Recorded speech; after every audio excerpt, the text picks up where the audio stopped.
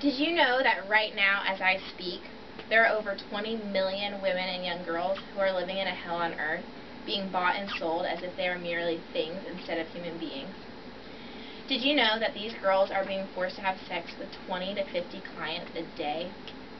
Did you know that sex trafficking generates $9.5 billion in the United States alone? Collab, a sex trafficking survivor from Cambodia, told her story. She said, "They forced me to sleep with as many as 50 customers a day. I had to give the pimp all my money. If I did not earn a set amount, they punished me by removing my clothes and beating me with a stick until I fainted, or they electrocuted me or cut me." These girls that are forced into sex trafficking are oftentimes the same age as each of you, so try to put yourself in their shoes for just a second and imagine if that was your life. I'm sure that you would want someone to save you. Currently, I'm majoring in psychology to become a professional counselor, and I hope to one day open a safe house for survivors of sex trafficking to be able to counsel them and help them get back on their feet. I've also done significant research on this topic. Sex trafficking is a trade that has swept over this entire world, and it continues to grow. It forces millions of women and young children into a life that they never dreamed of for themselves. By raising awareness and using the God-given talents that we have each been gifted with, we can help eradicate sex trafficking in this generation. So in the short time that I have, I will be defining sex trafficking thoroughly because many people don't even understand what it really means. I'll also be explaining how girls in sex trafficking are unable to become who God has called them to be. And finally, I will explain in detail how each of you can have a part in eradicating sex trafficking in this generation. So let's begin with point 1. What exactly is sex trafficking? Many people know these words and it kind of raises eyebrows, but they misunderstand what it means.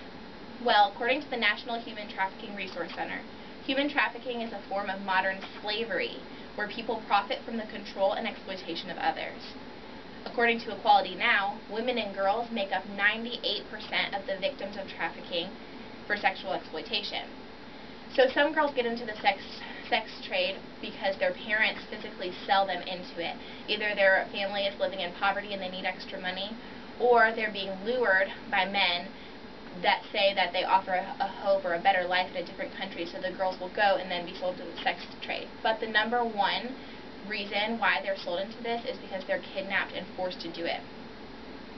Equality Now says that survivors of sex trafficking tell stories of the daily degrading of the mind and body. They're often isolated, intimidated, sold into debt bondage, and subject to physical and sexual assault by their traffickers. Most live under constant mental and physical threat. Many suffer severe emotional trauma, Many suffer severe emotional trauma, including symptoms of post-traumatic stress disorder and disassociation. They're at a greater risk of contracting sexually transmissible diseases such as HIV and AIDS. Many become pregnant and are then forced to undergo unsafe abortions. Girls get stuck in this cycle and they're unable to be set free. So this leads us to point 2, about how the girls are unable to be who God created them to be. Because obviously God did not create a girl to be put through this horrible crime and this act of sin.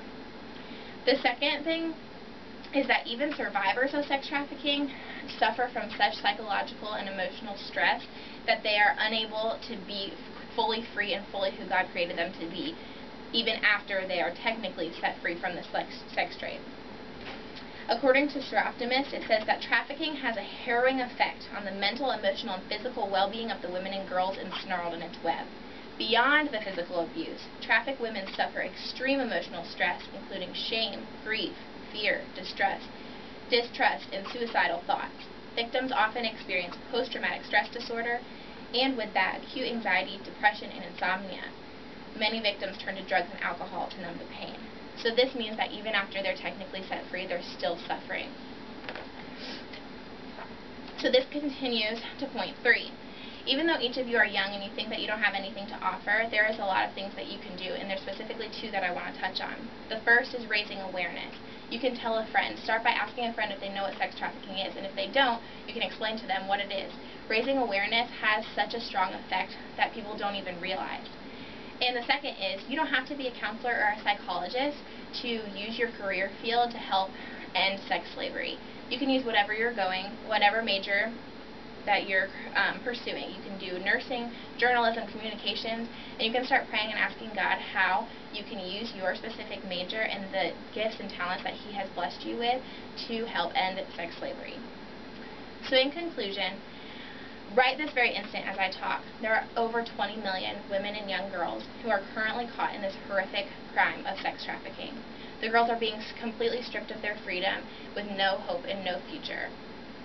They're unable to be all that God has created them to be, and each of us as Christians, it is our duty and responsibility to go and help them and to raise awareness. So you may be wondering what you can really do to make a significant impact. Start by raising awareness. There is things that you can do. Start by telling a friend, make a group, make flyers, raise awareness that sex trafficking does exist. The second thing that you can do is use whatever gifts that God has given you to be an effective communicator or whatever major that you're pursuing, and use that to help eradicate sex trafficking in this generation. I strongly believe that it is very clear in Scripture what we are to do about sex slavery. I think that it can all be summed up in one verse in Psalm 82:4, and that says, "Rescue the weak and the needy, deliver them from the hand of the wicked."